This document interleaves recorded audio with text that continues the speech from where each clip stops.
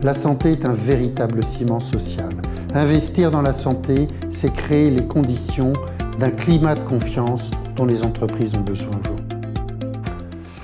Par définition, la prévention, c'est éviter ce qui est évitable. Alors le premier point, c'est qu'il y a une très forte attente sociale. Pendant longtemps, on a fait de la prévention une obligation réglementaire. Mais il y a deux choses qui sont très nouvelles et qui font que les entreprises s'y intéressent de plus en plus. D'abord, c'est qu'on nous demande de travailler de plus en plus longtemps. Alors évidemment, ça veut dire avoir de plus en plus de problèmes de santé dans l'entreprise. Et donc, il faut que les entreprises prennent en compte ce vieillissement de la population au travail. Et puis la deuxième chose qui est encore plus récente que l'on vient de découvrir, c'est que, contrairement à ce que l'on a cru longtemps, la prévention, ce n'est pas une dépense improductive. C'est un investissement qui rapporte en productivité, en qualité de vie au travail et en satisfaction. Pour toutes ces raisons, on voit que de plus en plus d'entreprises s'intéressent à la prévention.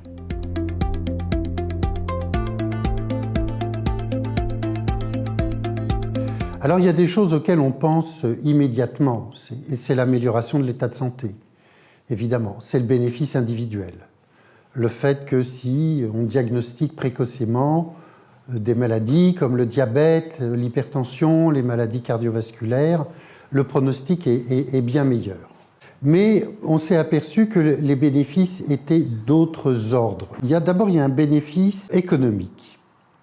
Vous avez des études, y compris françaises, qui montrent qu'en moyenne, quand vous investissez 1 € dans le domaine de la prévention, vous en récupérez 2,2 à échéance de 18 mois. Et puis il y a un dernier bénéfice auquel il faut penser, qui est peut-être le plus important, c'est un bénéfice immatériel parce qu'il touche à la manière et aux relations sociales dans l'entreprise.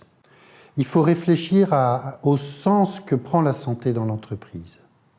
Au fait que s'intéresser à la santé, c'est créer des valeurs, c'est créer une solidarité, c'est créer de la cohésion dans les équipes. Il y a une dimension humaine derrière tout ça.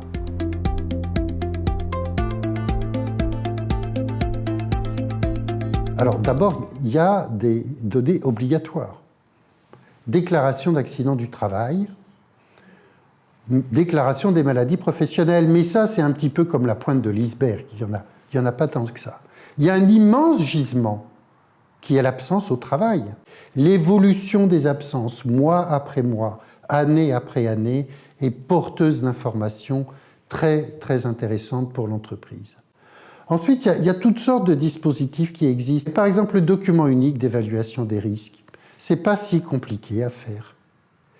Et c'est extrêmement intéressant parce que ça renseigne sur qui est exposé à quoi au poste de travail et sur quoi il faut agir en premier.